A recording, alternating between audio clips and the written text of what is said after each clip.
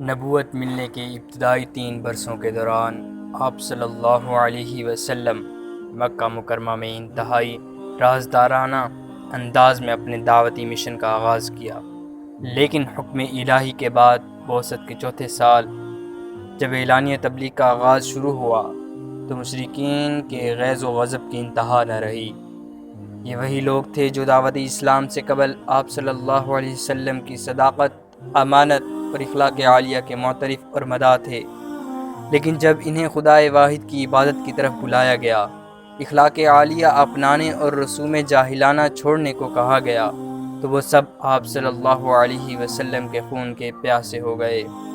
انہوں نے آپ صلی اللہ علیہ وسلم اور مسلمانوں کو تنگ کرنے میں کوئی کسر نہ چھوڑی۔ اب ان بدبختوں کو آپ صلی اللہ علیہ وسلم کے اخلاق کریم یاد تھے، نہ کسی رشتہ داری کا پاس تھا، لیکن صد آفرین ہے ان پاک کردار مسلمانوں پر جنہوں نے ہر مشکل کا مقابلہ کیا اور بے مثال استقلال و استقامت کا ثبوت دیا۔ اس پر آشوب زمانہ میں حضور صلی اللہ علیہ وآلہ وبارک وسلم ایک مرتبہ حضرت ابو بکر صدیق رضی اللہ تعالی عنہ اور حضرت بلال رضی اللہ تعالی عنہ کے ہمراہ تبلیغ کی غرض سے بازار عکاظ تشریف لے گئے، جہاں ہر سال لوگ عرب کے کونے کونے سے امڑ آتے تھے اور یہ بازار ایک قومی میلے کی حیثیت اختیار کر جاتا تھا۔ جہاں ہر سال لوگ عرب کے کونے کونے سے امڑ آتے تھے اور یہ بازار ایک قومی میلے کی حیثیت اختیار کر جاتا تھا۔ آپ صلی اللہ علیہ وسلم نے میلے میں موجود لوگوں کو دعوت توحید دینا شروع کی تو مشرکین کا ایک بڑا گروہ آپ صلی اللہ علیہ وسلم کے گرد جمع ہو گیا اور آپ کا مذاق اڑانا شروع کر دیا۔ میلے میں قبیلہ بنو سلیم کا ایک نیک فطرت بدو بھی موجود تھا۔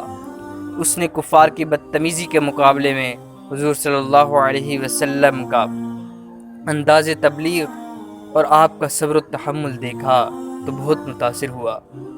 جب شرپسند عناصر دور ہوئے اور کچھ مہلت ملی تو یہ جوان آپ صلی اللہ علیہ وسلم کے قریب پہنچا اور آپ صلی اللہ علیہ وسلم کی دعوت کی تفصیل جاننے کا اشتیاق ظاہر کیا۔ اس موقع پر سرور عالم اور اس بدو کے درمیان یہ گفتگو ہوئی۔ بدو آپ صلی اللہ علیہ وسلم سے عرض کرنے لگا، آپ کون ہیں؟ حضور صلی اللہ علیہ وسلم نے انتہائی شفیقانہ جواب دیا، میں اللہ کا نبی ہوں۔ بدو نے کہا، نبی کسے کہتے ہیں؟ حضور صلی اللہ علیہ وسلم نے فرمایا، اللہ کی طرف سے پیغام لانے والے کو۔ بدو نے کہا، کیا واقعی اللہ نے آپ کو بھیجا ہے؟ حضور صلی اللہ علیہ وسلم مسکرائے اور فرمایا، ہاں، اللہ نے مجھے نبوت عطا فرمائی ہے۔ بدو، آپ کی دعوت کیا ہے؟ حضور صلی اللہ علیہ وسلم نے فرمایا، اللہ کو ایک مانا جائے، کسی کو اس کا شریک نہ ٹھہرایا جائے، بتوں کی پرستش نہ کی جائے، رشتہ داروں سے محبت اور اچھا سلوک کیا جائے۔ بدو نے کہا، کوئی شخص آپ پر ایمان لایا بھی ہے؟ حضور صلی اللہ علیہ وسلم مسکرائے اور اشارہ کیا۔ حضرت ابو بکر صدیق اور حضرت بلال رضی اللہ تعالی عنہ مجھ پر ایمان لائے ہیں، ایک آزاد اور ایک غلام، یہ دونوں مجھ پر ایمان لائے۔ بدو نے عرض کی، اسلام کیا ہے؟ حضور صلی اللہ علیہ وسلم نے فرمایا، ہر شخص سے خوش خلقی سے پیش آنا اور مساکین کو کھانا کھلانا اسلام ہے۔ بدو نے عرض کی، اور ایمان؟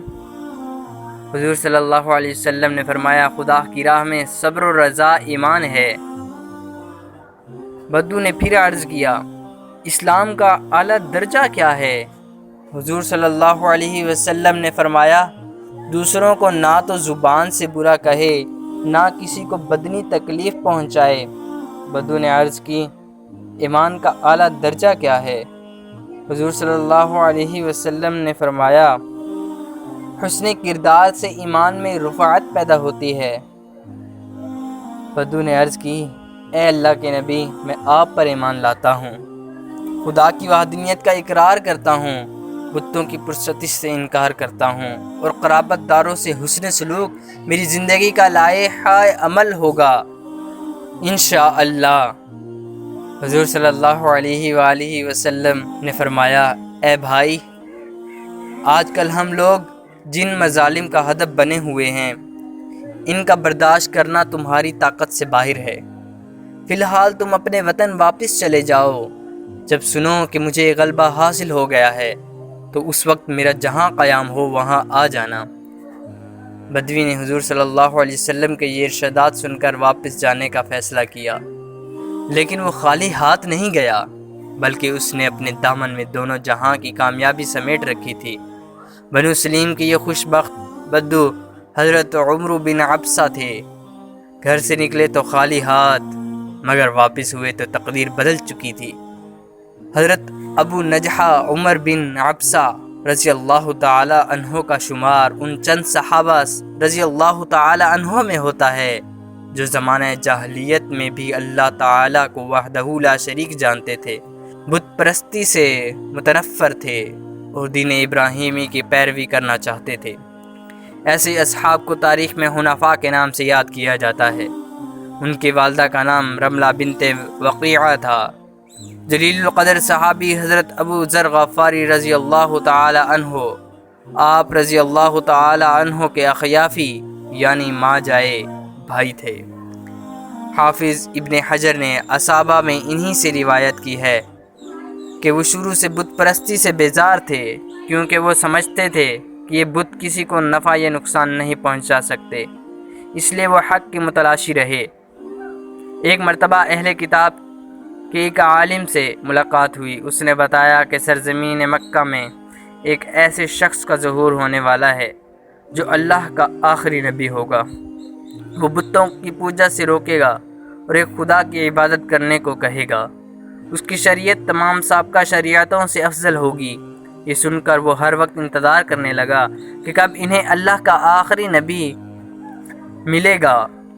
ایک دن مکہ سے آنے والا ایک شخص جس نے بتایا کہ ایک شخص کا ظہور ہوا ہے کہ جو بتوں کی پوجا سے روکتا اور خدائے واحد کی عبادت کی تلقین کرتا ہے۔ یہ اطلاع ملتے ہی وہ اونٹ پر سوار ہو کر مکہ پہنچے اور بازار عکاظ میں جا کر حضور صلی اللہ علیہ وسلم سے ملے۔ اس کی تفصیل آپ کو میں پہلے بتا چکا۔ کہا جاتا ہے کہ حضرت عمر بن عبسہ رضی اللہ تعالی عنہ چوتھے مسلمان تھے، تاہم یہ درست نہیں۔ ان سے پہلے کافی حضرات دائرہ اسلام میں داخل ہو چکے تھے۔ اسلام لانے کے بعد حضرت عمر رضی اللہ تعالی عنہ کئی سال اپنے علاقے میں مقیم رہے۔ اس اثناء میں حضور صلی اللہ علیہ وسلم ہجرت فرما کر مدینہ منورہ بھی آ گئے۔ بدر، احد، احزاب اور خیبر کے معارکے بھی گزر گئے۔